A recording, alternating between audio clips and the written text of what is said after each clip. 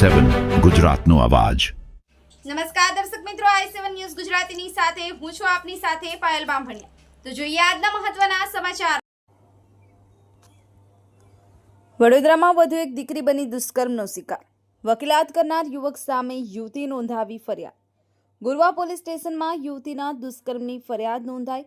વકીલાતના વ્યવસાય સાથે સંકળાયેલ કૃણાલ પરમાર નામના વ્યક્તિએ પોતાની ઓફિસમાં કામ કરતી યુવતી સાથે દુષ્કર્મ આચર્યું હોવાની નોંધાઈ ફરિયાદ।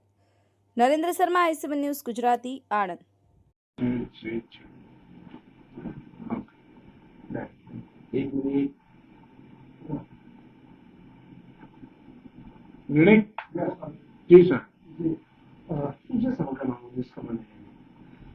ગઈકાલે ગોરવા પોલીસ સ્ટેશનમાં એક દુષ્કર્મનો ફરિયાદ રજીસ્ટર કરવામાં આવેલી છે।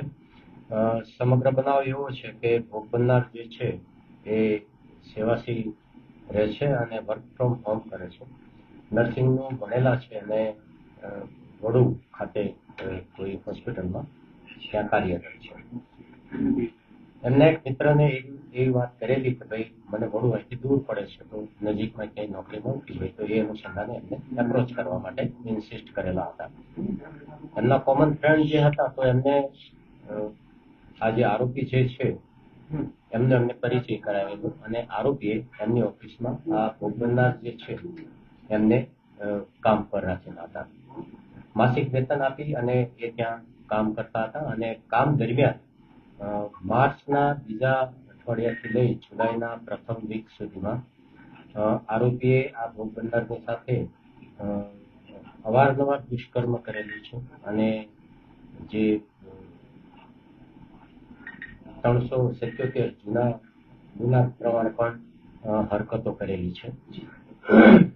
સમગ્ર બનાવ જોતા તેમાં ઇલેક્ટ્રોનિક્સ એવિડન્સ પણ પ્રાપ્ત થયા છે।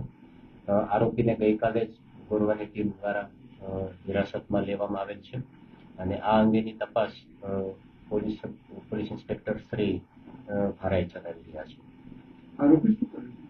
આરોપી પોતે એડવોકેટ છે અને સુભાનપુરા ખાતે એમની ત્યાં ઓફિસ આવેલી છે। ભોગ બનનાર કેટલા સમયથી સાથે કામ કરતા?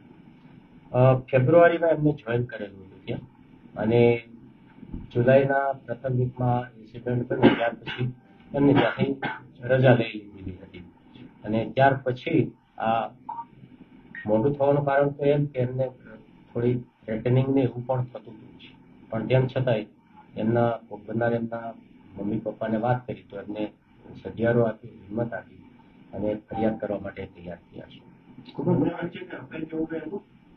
ના, અફેર કે એવું કશું જ છે નહીં। જે છે એ કાયદાની દ્રષ્ટિએ ગુનાહિત એક્ટિવિટીઝ છે।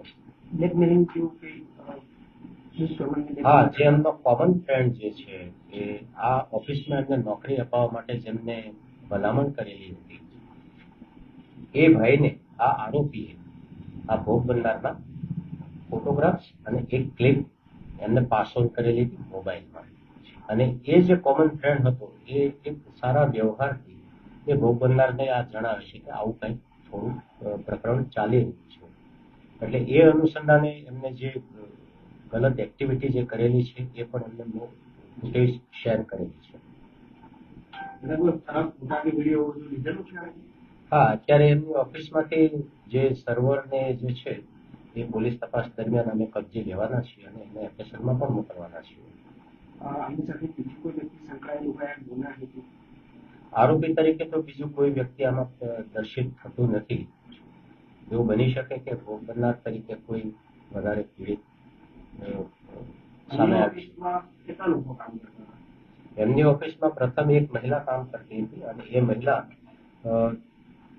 કોઈ પણ સંજોગોમાં જોબ છોડીને જતા રહ્યા છે, એટલે ઓફિસમાં આરોપી એક જ જણ હતા, એટલે ભોગ બનનારને પણ જરૂરિયાત હતી કામની, તો એમને એપ્રોચ કર્યો તો ભોગ બનનાર અને આરોપી બંને જણ ઓફિસમાં કામ કરતા હતા। મહિલા જે બીજા કામ કરતી જેને સંપર્ક કરવાનો પ્રયત્ન કર્યો પોલીસે કે આમનો નેચર કેવો હતું કે એમની જોડે કંઈક કર્યું? હા, પોલીસે અત્યારે જે પ્રથમ ઇન્વેસ્ટિગેશન જે કરવાનું હોય medical related during time bound, તો પોલીસ જે તપાસમાં પડેલી છે। બીજી એક ટીમ અમે બનાવી અને તેમને રવાના કરી છે કે એ મહિલા કોણ હતી તો એમનો સંપર્ક થતા અમે એમનો પણ એપ્રોચ કરીશું ઇન્વેસ્ટિગેશનના કામે. પીડિત મહિલા મુખ્યત્વે આ ઓફિસમાં શું કામ કરતા એડવોકેટની ઓફિસ છે એટલે રૂટીન જે ઓફિસ વર્ક જે હોય એ. હતા?